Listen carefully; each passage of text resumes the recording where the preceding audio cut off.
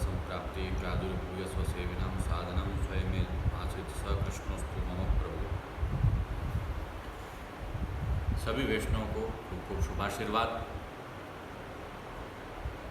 पूज्य पितृचरण जगत गुरु द्वितीय पीठाधीश्वर गोस्वामी 1008 श्री कल्याण राय जी महाराज श्री की आज्ञानुसार अभी का जो क्रम चल रहा है उसके विषय में अर्थात ग्रहण के विषय में भी वैष्णव के सेवा क्रम में जो शंकाएं होती है उसका निवारण करके और सेवा का प्रकार यहाँ पर हम बता रहे हैं ताकि किसी को भी सेवा में समस्या ना आए। अनेक वैष्णवों के हमारे पास में फ़ोन आए, सूचना आई कि किस प्रकार से ग्रहण के दौरान हमको सेवा करना, क्या प्रकार करना। तो उसके लिए हम आपको आज्ञापित करते हैं, निर्देशित करते हैं कि ग्रहण का जो सेवा क्रम होता है वह किस प्रकार हम अपने गृह सेवा में कर सकते हैं। तो अभी जैसा विदित है कि कल ग्रहण है और यह सूर्य ग्रहण है 10 बजे से लेकर 1 बजे तक 3, साढ़े 3, सवा 3 घंटे का यह ग्रहण रहेगा। तो इसमें ठाकुर जी की सेवा किस प्रकार पहुंचनी एक संशय होता है। तो इसमें 2 प्रकार हमको समझने चाहिए। एक तो ठाकुर जी की जो सेवा क्रम है वो ग्रहण के पहले पहुंच ले, और एक प्रकार है कि ग्रहण के दौरान ठाकुर जी को हम जागरण करें। तो ग्रहण का पहले हम प्रकार समझ लें। चंद्र ग्रहण और सूर्य ग्रहण ये होते हैं।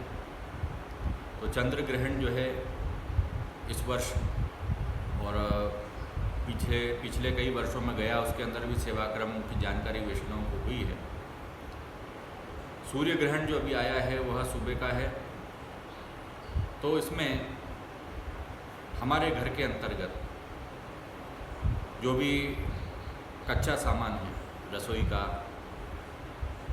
वह सब जिसमें चिकनाई का प्रयोग होता है उसको हम पहले ही पूर्व निकाल कर रख लेते हैं कायदे से, और इतना ही निकालते हैं भंडार में से कि जितना रसोई में हम वापर सकें, ग्रहण तक वो पूरा हो जाए। इतना प्रकार हमको समझना चाहिए। अंसकड़ी जो महाप्रसाद है वो अंसकड़ी महाप्रसाद नहीं छिवाता है, परंतु जो सिद्ध हो गई सामग्री है वो इतनी ही सिद्ध करनी चाहिए कि ग्रहण तक पूरी हो जाए। पुष्टि संप्रदाय में ग्रहण में ही साफ सफाई की सब व्यवस्था होती है। तो जो धुले हुए वस्त्र हैं उस धुले हुए वस्त्र को अलमारी में व्यवस्थित रखा के सब मंदिर की जहाँ व्यवस्था होती है, मंदिर में साफ़ सफाई सब होकर हमारे घर में हो तो वहाँ पर भी हमको पूरी साफ़ सफाई सब व्यवस्था करके और धुले हुए जो भी वस्त्र हैं उनको अंदर रख देना चाहिए, अलमारी में रख दें। इस प्रकार से कर सकते हैं। और ठाकुर जी की जो सफ़ेदी है वो जो खासा सफ़ेदी रहती है वो भी निकल जाती है और बिना सफ़ेदी ठाकुर जी फिर विराजते हैं। इस प्रकार का क्रम रहता है। झारी और बंटा जो है वो यदि हम जागरण कराते हैं तो वह बड़ा हो जाता है जागरण के समय, ग्रहण के दौरान। और यदि जागरण हम नहीं कराते हैं, ठाकुर जी को पहले पूर्व सेवा करके पोढ़ा देते हैं, तो वो झारी बंटा भले रहने दें तो उसमें कोई भी तकलीफ नहीं है। अब सखड़ी की और दूधघर की इनकी सबकी बातें हैं। तो बालक है, वृद्ध है, जो बीमार है, गर्भवती स्त्रियां हैं या किसी को कोई समस्या है, तो वो लोग महाप्रसाद ले सकते हैं, उनको कोई बात नहीं है ग्रहण के पूर्व। परंतु जब वेद लग जाता है तो स्वस्थ जो व्यक्ति है वह फिर अपने हिसाब से जब से निर्देशित हो तब से वो प्रसाद ग्रहण न करे और ग्रहण के दौरान जो है जल ग्रहण न करे। ये सब व्यवस्थाएं हैं। जो बीमार हैं, जिनसे नहीं रहा जाता, उनके लिए व्यवस्थाएं नहीं हैं। जो स्वस्थ हैं एकदम, जो कर सकते हैं, उनको यथाशक्ति करने का प्रयास करना चाहिए। तो जो ठाकुर जी को हम यदि सखड़ी भोग धरते हैं तो सखड़ी भोग के जो ठाकुर जी हैं उनका प्रकार है तो सखड़ी सीधे गाय को जाती है, ये प्रकार है ग्रहण के पूर्व। और हमारे यहाँ दूधघर इत्यादि की सेवा है तो दूधघर हमने भोग धर दिया, फिर वो प्रसाद रूप हो जाता है, फिर वो नहीं छिपाता है। ये भी हमको समझना चाहिए। तो ग्रहण के पूर्व तक जो हम मिश्री भोग, दूधघर प्रसाद ये जो भी रखते हैं दूधघर के रूप में, वो नहीं छिपाता। ये ध्यान रखना चाहिए। कच्ची सामग्री जो भी चिकनाई युक्त है वो सब छिपा जाए। अब एक प्रकार हम समझते हैं कि ठाकुर जी के जब सेवा ग्रहण के पूर्व करनी, तो आप जल्दी ठाकुर जी को 10 बजे ग्रहण लगने वाला है तो सुबह जल्दी ठाकुर जी को जगा कर मंगला से राजभोग पर्यंत की जो आपकी सेवा है वो पूरी की पूरी सेवा पहुंच लें, ठाकुर जी को पोड़ा भी दें। उसके बाद में झारी और बंटा भी रखें। उसके बाद में ग्रहण के दूसरे दिन 2 प्रकार है। एक तो एक बार स्नान कर लें, अपरस में स्नान करके फिर झारी बंटा जो है खासा करके बड़े करके और साथ में उसको भिगा के फिर पुनश्च स्नान करके ठाकुर जी की सेवा में अपरस में स्नान कर लें। उसके बाद में 2 प्रकार है। एक तो ठाकुर जी को पहले स्नान करवा के जगा के इत्यादि स्नान करवा कर तत्पश्चात मंगल भोग इत्यादि का क्रम करें, ये भी प्रकार है। और घर में हमारे इतनी व्यवस्था नहीं होती है, घर के अंदर प्रतिबंध भी होते हैं, दूसरी भी वस्तुएं होती हैं, उन सबको देख के गुरु आज्ञा प्रमाण ये प्रकार से भी व्यवस्था होती है अपने अपने गुरु से आज्ञा लेकर कि पहले ठाकुर जी का मंगल भोग इत्यादि सब क्रम कर लेवें, तत्पश्चात जो नियमित स्नान है वह दूसरे दिन फिर करा। तो ये दोनों प्रकार की व्यवस्था है, पहले स्नान भी करावें, बाद में भी करा सकते हैं, नित्य नियम के अनुसार पहुँच सकते हैं। अपने गुरु आज्ञा जिस प्रकार दें उस प्रकार हमको करना चाहिए।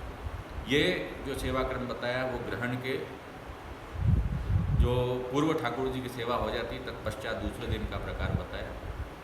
दूसरे दिन जब हम ये करेंगे तब इन सब क्रम का हमको ध्यान रखना। अब एक प्रकार ये है कि ग्रहण के दिन ठाकुर जी का जागरण करवाना, क्योंकि 10 से 1 बजे तक का ग्रहण है, गुरु आज्ञा लेकर वो गुरु आज्ञा प्रमाण मानकर फिर ग्रहण में राजभोग पर्यंत सेवा क्रम पहुँचकर उसके बाद में वो जो सखड़ी है वो गाय को देकर तत्पश्चात ठाकुर जी का झारी जी बंटा ये सब बड़ा हो जाएगा और उसके बाद ठाकुर जी विराजमान होंगे। जागरण के अंदर हम पाठ करेंगे सन्मुख जमुनाष्टक, सर्वोत्तम, षोडश ग्रंथ, हमको जो भी दीक्षाएं हैं, अष्टाक्षर, पंचाक्षर इत्यादि जो जो हमको दीक्षाएं हैं उन सब का, गोपाल मंत्र इत्यादि उन सब का पाठ उस समय किया जाता है। ग्रहण के दौरान दोनों ही बार में दान का प्रकार रहता है, ग्रहण का दान दिया जाता है, वो करना चाहिए। और ग्रहण की जब शुद्धि हो जाए तब जो भी दाब हैं वो जहाँ जहाँ हमने पधराई वो सब जो है धूप वहाँ से लेकर और उसके दाब वहाँ लेकर उसके बाद में उनको यथा स्थान पधराना चाहिए और उसके बाद फिर स्नान करना चाहिए।